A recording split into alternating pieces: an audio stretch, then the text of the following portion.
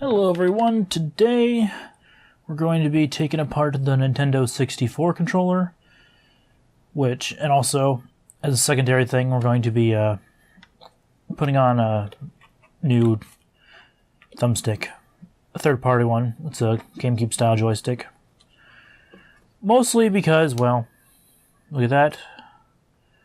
It's loose, and yeah.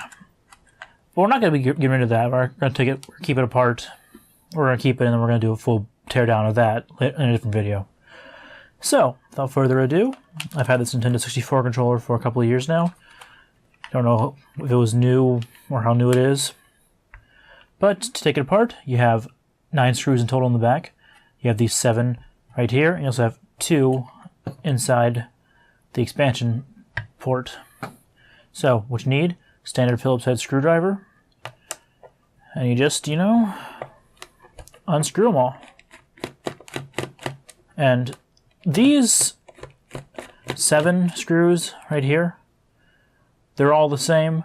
The only different one on the outside cover are the ones in here.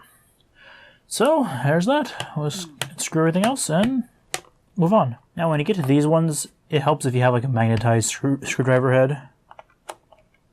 Because, well, for one, when you want to put them back in, it is very helpful, or a lot easier, just to attach them to the screw and then rescrew them in there. But yeah, like these are a bit thinner than the other ones.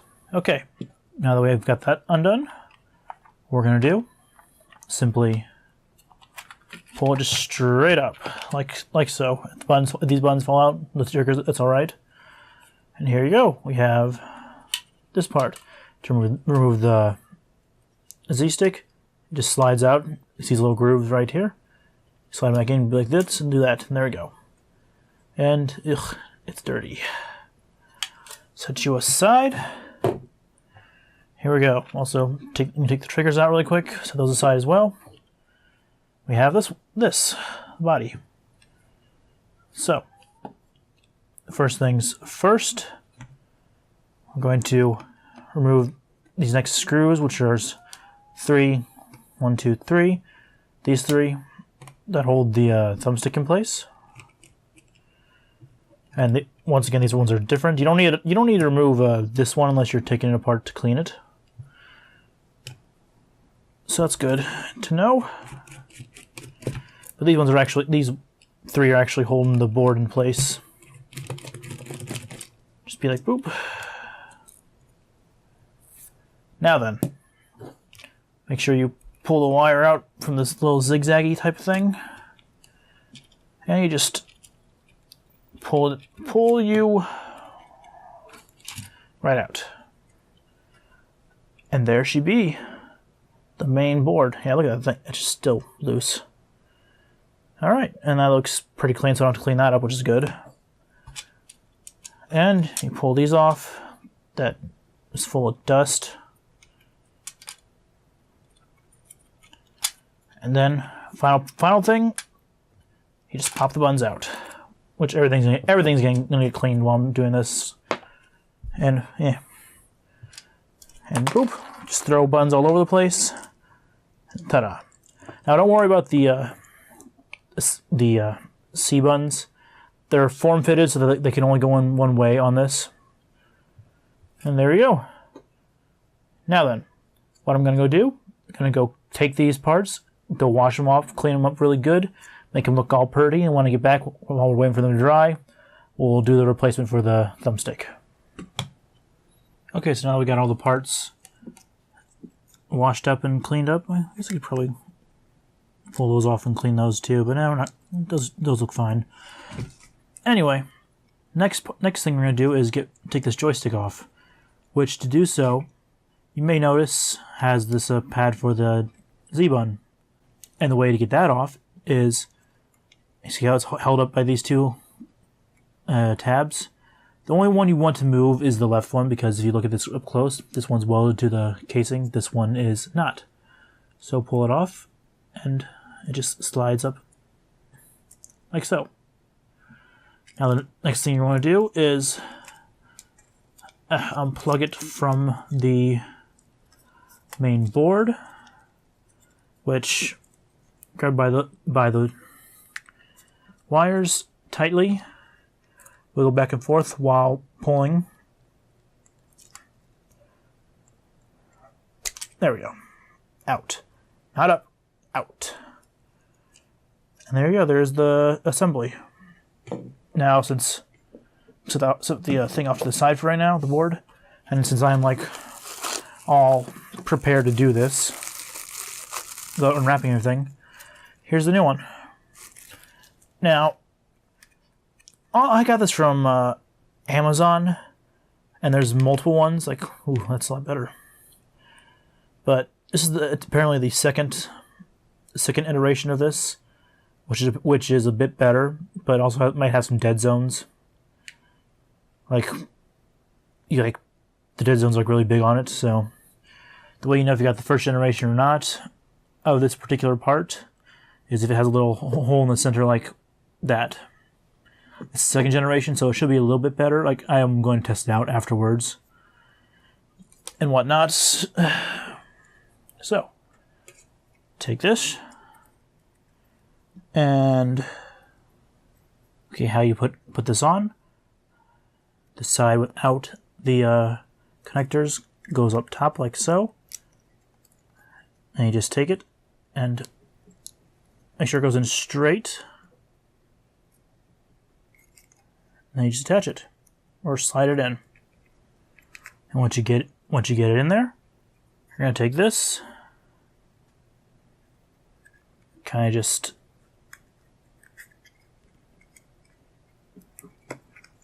loop it around under that part. You're just gonna slide that back into the connector, to these little slots. Okay, so problem I've just noticed, since this is a new part, this thing has like no flex whatsoever, so attaching the Z-button on here is a bit difficult. I'll just set it sort of in the general area until we put it back together. Okay. And in case these pads fall off, they only go in one way properly. And they slide into these little hole guidelines on the actual board. There we go. All right. Now let's check the parts really quick, see if they're dry. Yes, they are. Okay, good. So, first things first, we're going to take this part. This is the top part. We're going to put all the buttons back together. And like I said, these things are molded to the controller, so they'll only go in one way. I believe that is the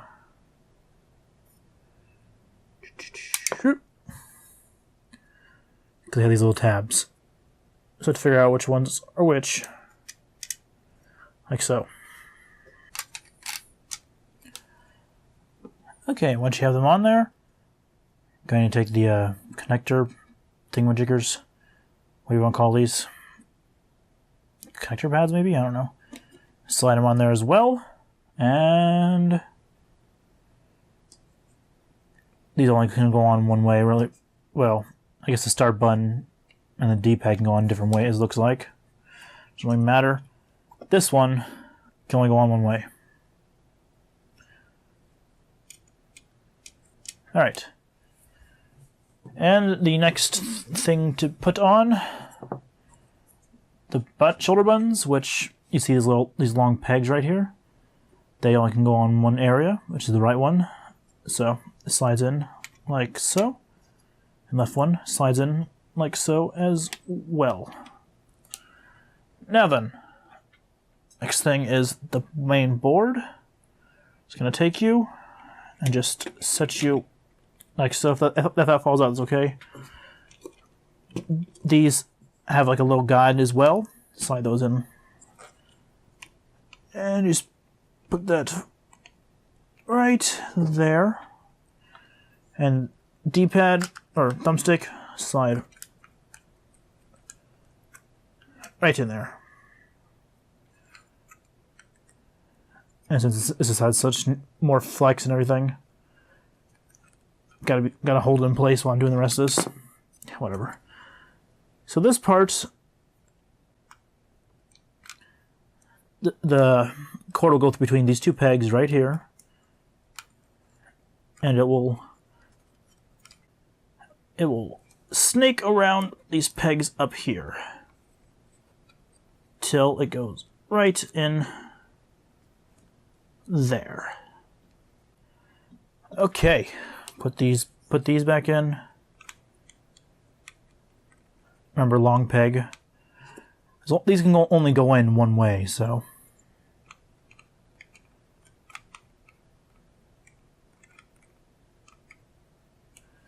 And then we'll put these tie screws in just because. Oh, I can stop holding this freaking thumbstick.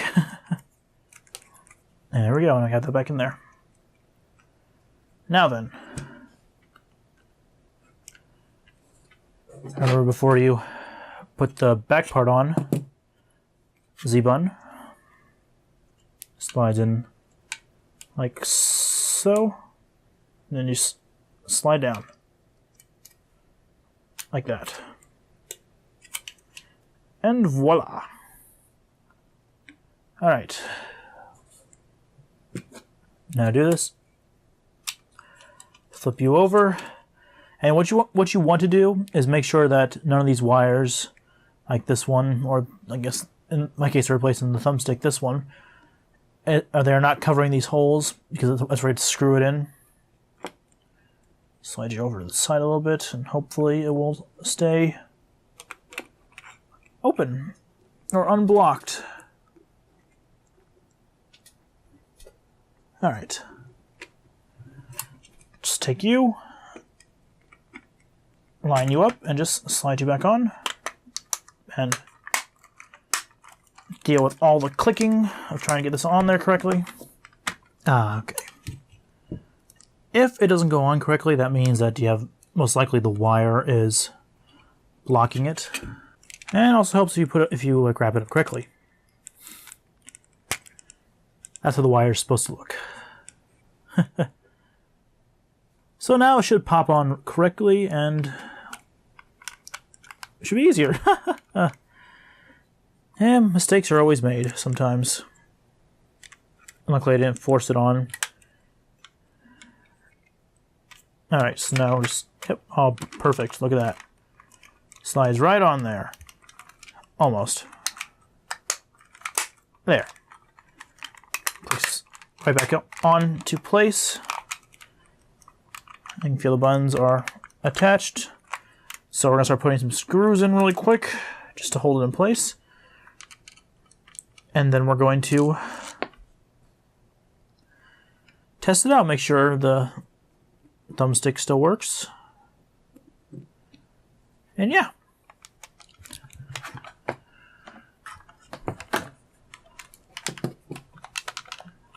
Alright, all the buttons appear to be working.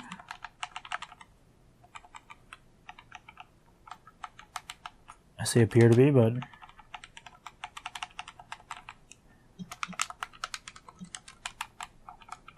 D-pad feels loose, so I might actually go back in there, open it back up, and check it out.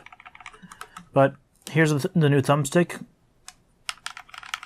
It looks a bit better than compared to the this, and also feels a lot smoother too.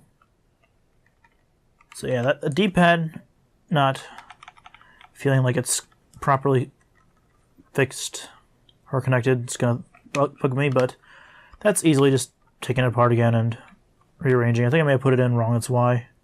I think I did. Or not, I don't know. We'll find out. But let's test out a game, see how well that works. Okay, so I figured the best way to test if it has a dead zone would be to just do some GoldenEye. Because obviously you move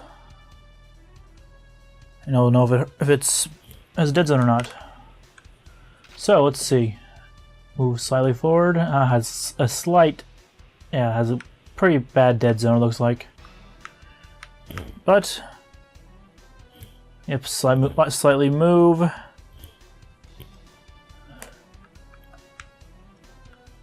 Oh,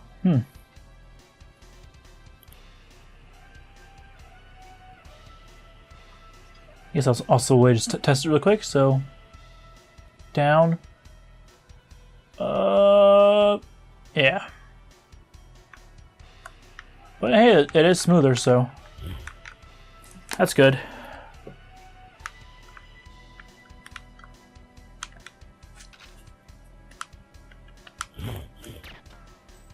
Alright. So, controller still works, I think, except for the, I don't know, the D-pad. I don't know if I can even use it for right now. I don't think so. Okay. Oh, it actually has a 16:9 ratio? I didn't know that. Huh. Cool. But yeah, that was a disassembly of the N64 controller, thumbstick replacement. And yeah, thank you all for watching. If you enjoyed this video, be sure to hit that like button and subscribe. If not, that's okay. I still enjoy making these types of videos for you. But I will see everyone in the next video when I do. Bye, guys.